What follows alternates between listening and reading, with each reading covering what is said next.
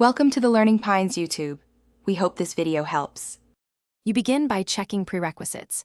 Make sure your iPhone is updated and Google Pay is installed. Sign into your Google account and verify your phone number so messages and codes arrive reliably.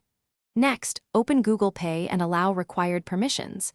This lets the app access contacts, location, and camera for card capture.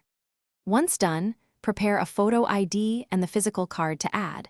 Banks often need that info to create a secure token for payments.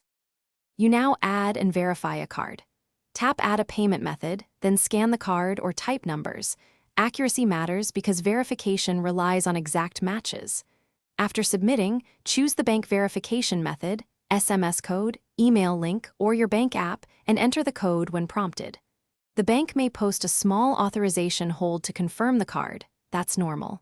Once verified, set this card as your preferred payment method so contactless checks use it automatically. You finish by using Google Pay.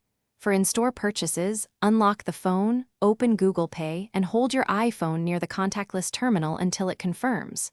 For in-app or web checkouts, choose Google Pay and authenticate with Face ID or your passcode.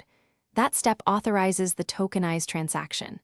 If something goes wrong, make sure NFC is enabled, the app has permissions, and the card is active. One quick troubleshooting tip. Restart the phone and reopen Google Pay to refresh tokens. Thanks for watching. Consider subscribing if we helped you.